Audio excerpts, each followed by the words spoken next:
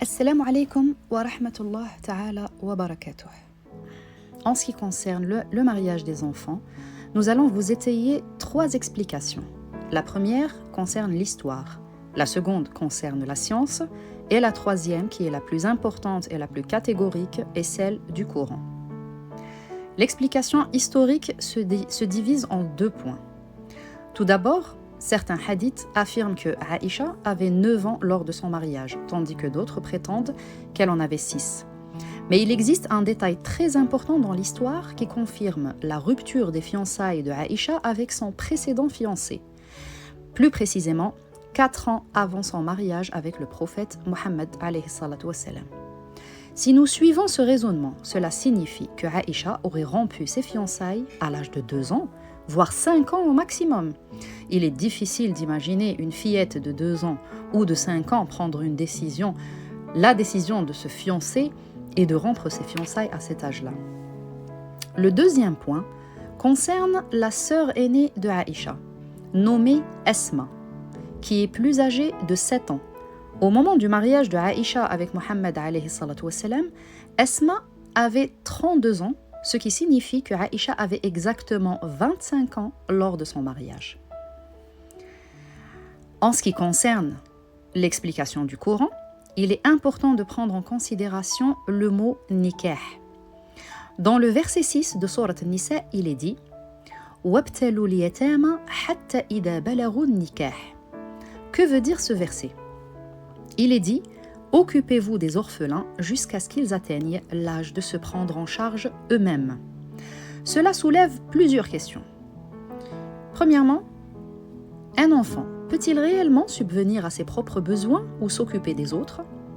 Deuxièmement, peut-il assumer un travail à plein temps et de grandes responsabilités telles que prendre en charge une famille entière ?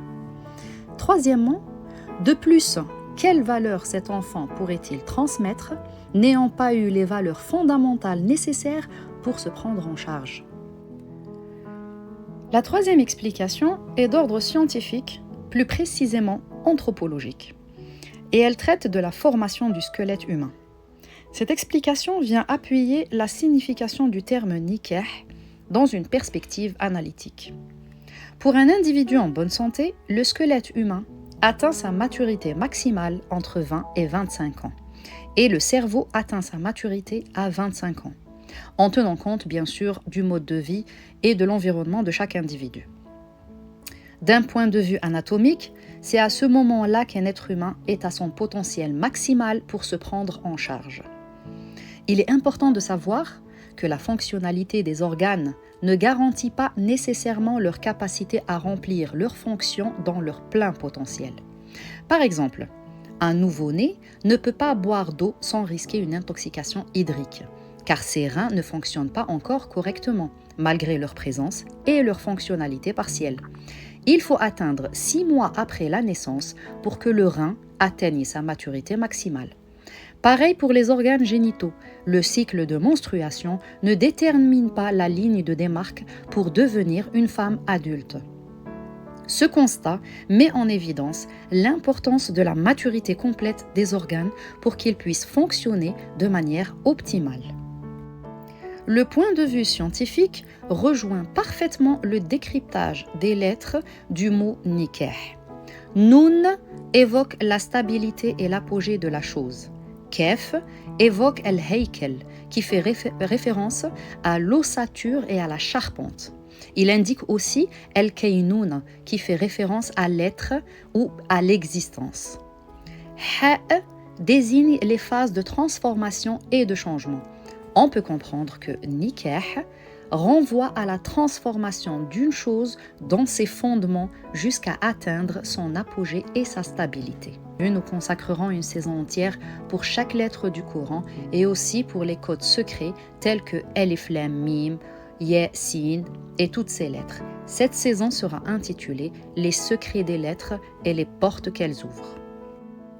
Enfin, les 3 explications se rejoignent toutes pour ne former qu'une seule réponse.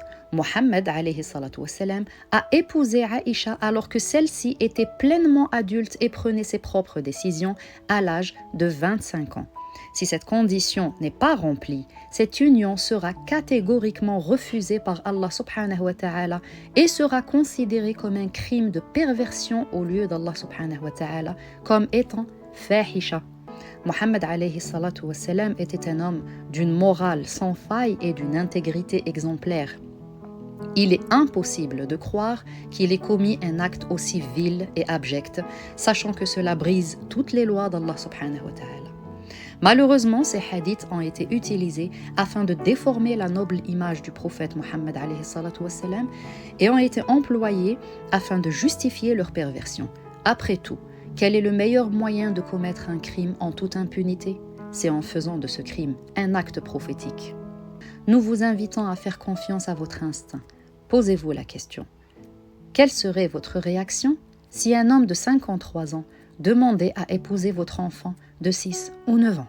Merci de votre attention et à très bientôt pour de nouvelles explorations. Assalamu alaikum wa rahmatullahi ta'ala wa barakatuh.